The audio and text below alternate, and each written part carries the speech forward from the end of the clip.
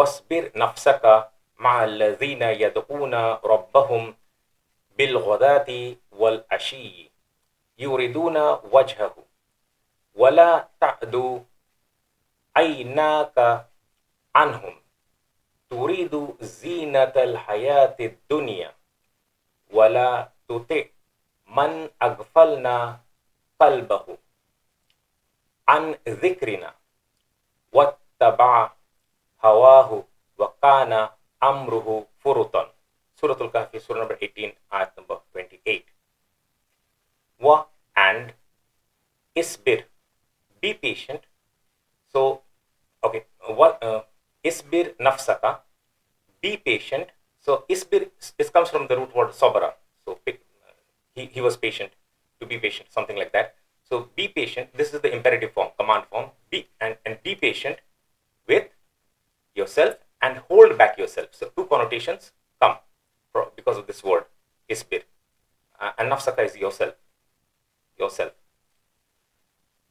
Nafsaka, yourself. So, yourself. Okay. And be patient with and hold back yourself. Ma'a is with. So, we translate along with. Allazina, those who. Yad'una, call or call upon. Rabbahum, their Lord. Bil ghadati, in the morning. Wal ashiyi, in the evening. I'll explain this a little bit more. Okay, then the next part is yuriduna. So they intend, instead of they intend, we can use the form they are intending, which is also in the present continuous form. And when you connect, you can use that form. So you can say intending, wajhahu, intending his face. So intending to have his face, that is pleasure, intending to have his pleasure. So when we are able to make someone happy and that person is happy, it shows on his face. And so the facial expressions express pleasure. So in that sort of connotation, this is used. Here it's obviously in the reference, in reference to Allah subhanahu wa ta'ala. Okay, his face, his pleasure. Wa, and la is no. Ta'adu. So ta'adu is, okay, ta'adu is difficult, I'll explain it. Aynaka is your eyes, but your two eyes. The dual form is used. Anhum, over them. So now, look over them. So in the sense, you can use bypass them, look. So if you use overlook over them, then the second over is not really required. So bypass them is okay, but overlook them, then the second over, anhum, that over is not required to repeat it. So that's how I've translated. And let not your two eyes overlook them. And this is a very sort of stern message that's coming up. Turidu, again, you intend or you are intending. So again, since it's continuous, we will use the continuous form. The message is continuous over here. Intending, now this is very severe, very strict message. Okay. Zinatal hayatid dunya. We need to break it down into the three words. Zinata. So this is beauty. And now because al-hayati is in the jar status, we can understand this is an idafa construct. So off will come in between. The beauty, hayat is life, the beauty of the life. And because al-hayati is in the proper status, what should I say?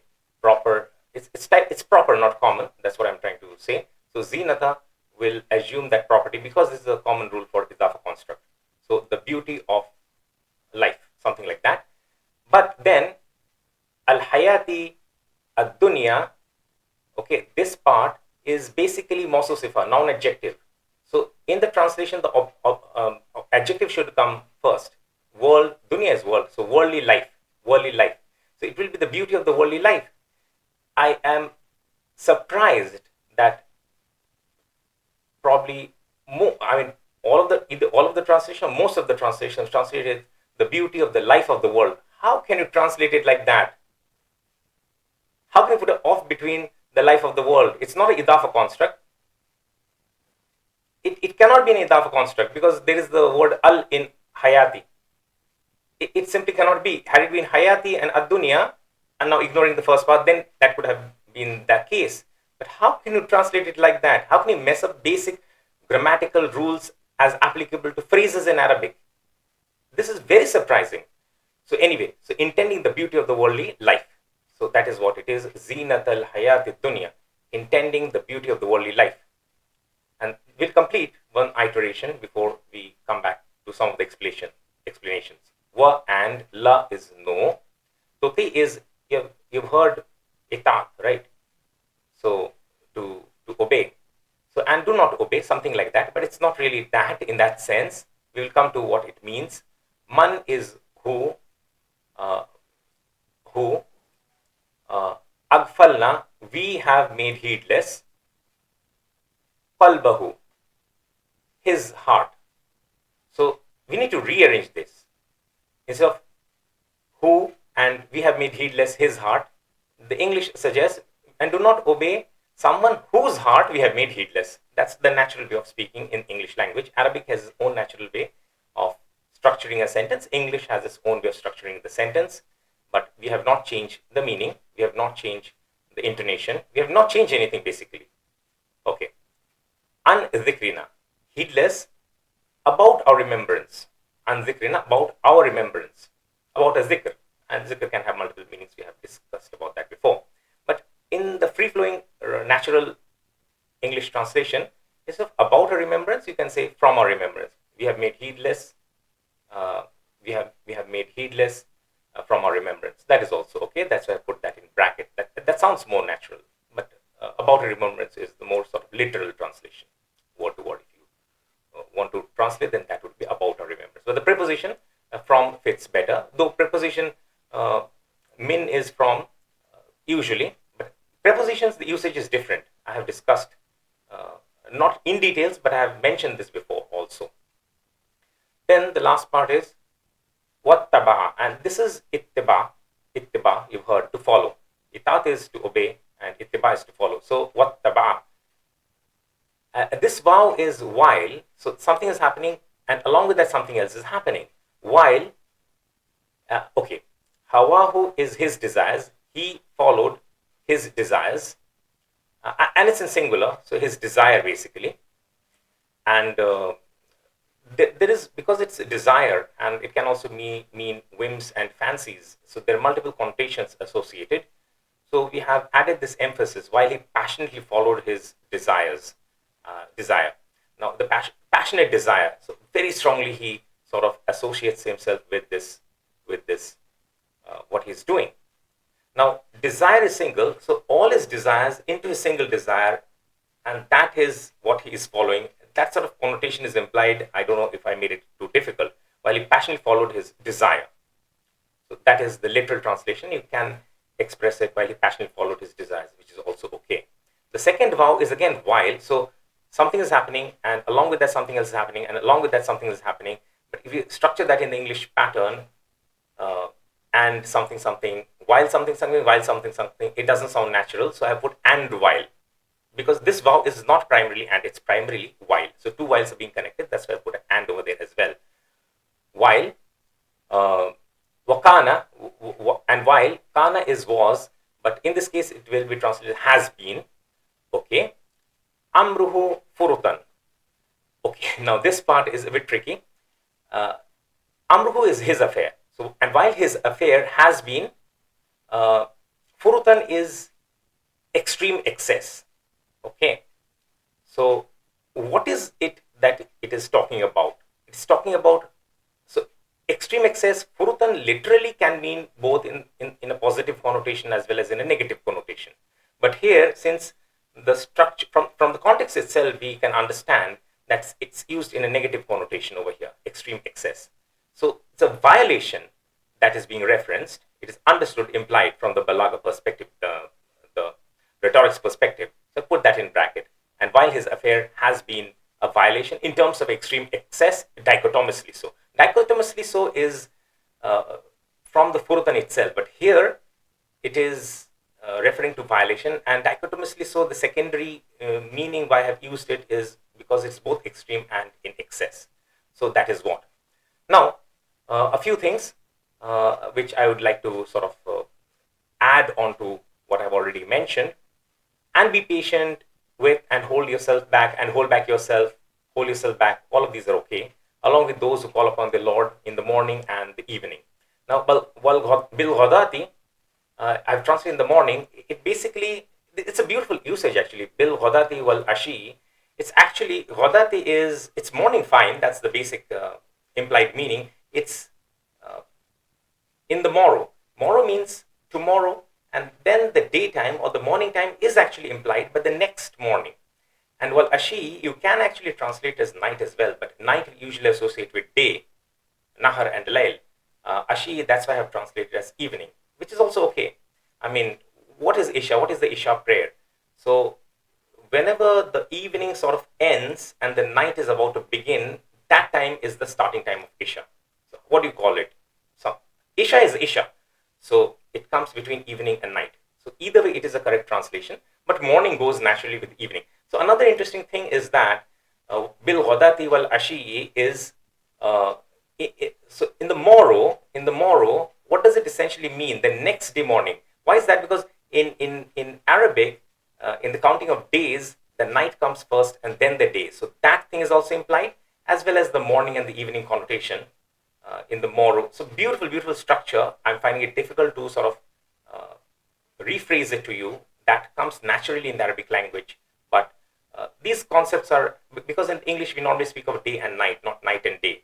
So that, because night and day, so in the morrow, it's tomorrow, but it's morning. So that's the implied connotation. It's beautifully captured because some of the concepts associated, this is not really a miracle of the language. This is a concept which is represented in the Arabic language, which is not really there in the English language. English has its own sort of ways to represent concepts, and so that's how it is. So in the morning and the evening, so that's how we have discussed that. And intending to have his pleasure, so his face, that is pleasure, is fine, and overlook them is also something that I have explained. So bypass them and over them, so not really, overlook them suffices. Intending the beauty of the worldly life. Worldly life, by the way, again, it's a lowly life. You can also translate the beauty of the lowly life, which is the worldly life, the dunya, because the high life, and this is not in terms of, I mean, what is high and low in the concept, right? Because the earth is sphere. So someone over here, what is high to this person, what is high to this person? It's not that in sense. It's in a sort of metaphysical or metaphoric sense it's used. So it's a lowly life, and heaven is the highly life in that sort of sense. And do not obey, I think I missed that. So it's not really do not obey someone whose heart we have made heedless. It is do not pay attention to in that sense.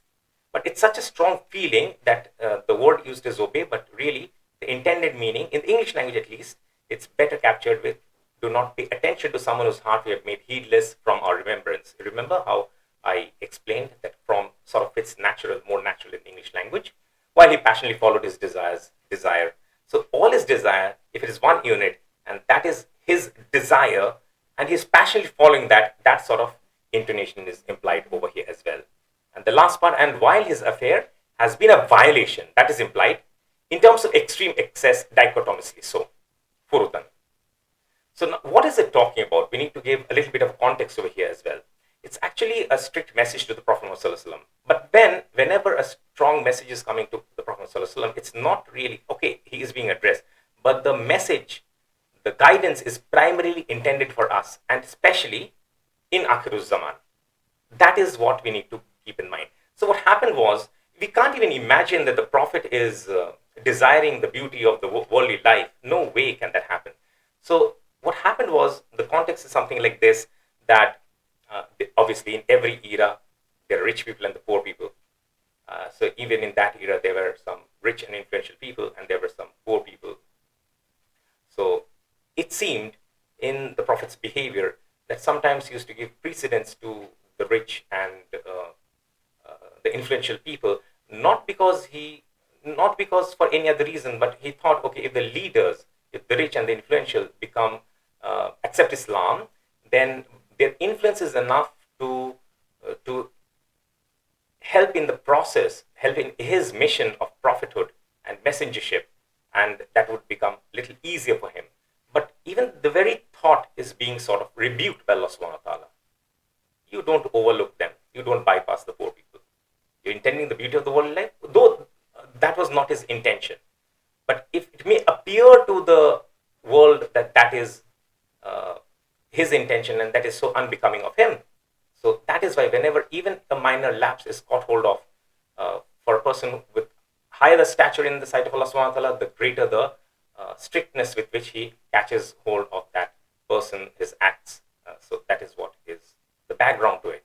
And do not pay attention to someone whose heart. So the rich people, someone whose heart we have made heedless about a remembrance, don't pay attention to them while he passionately follows his desire. So those influential people is being referenced. And while his affair has been a violation in terms of extreme excess, dichotomously so. So what will they forget about them? Those who are interested, inclined, spend time with them. That is the message. A simple message, but in the gravity or scheme of things, it becomes very strict because the Prophet ﷺ is being addressed, and through his example, we are being admonished. So that's the way to look at this. Now, interestingly, one more interesting last bit of information that I want to give you is this, that so imagine, and this is not the first time this is happening. This is, I think, second or third time in the surah already. Imagine someone is a false prophet and he is forging, fabricating verses, and he is rebuking himself. How stupid of him it would be, isn't it? So clearly then, I mean, human psyche, the human psychology doesn't work in this pattern, that he will rebuke himself. It doesn't work like that. You know, I know, we all know what we're talking about. So that's it then. We'll do a rapid, free-flowing running translation, which we normally do. وَاصْبِرْ نَفْسَكَ مَعَ الَّذِينَ يَدْعُونَ رَبَّهُمْ بِالْغَدَاةِ وَالْعَشِيِّ يُرِيدُونَ وَجْهَهُ وَلَا تَعْدُ عَيْنَاكَ عَنْهُمْ تُرِيدُ زِينَةَ الْحَيَاةِ الدُّنْيَا وَلَا تُطِعْ مَنْ أَغْفَلْنَا قَلْبَهُ عَنْ ذِكْرِنَا فَاتَّبَعَ هَوَاهُ وَكَانَ أَمْرُهُ فُرُطًا. And be patient with and hold back yourself, and be along with those who call upon their Lord in the morning and the evening, intending to have his face, that is pleasure. And let not your two eyes overlook them, intending the beauty of the worldly life. And do not obey, that is, pay attention to someone whose heart we have made heedless about or from our remembrance, while he passionately followed his desires. And while his affair has been a violation in terms of extreme excess, dichotomously so.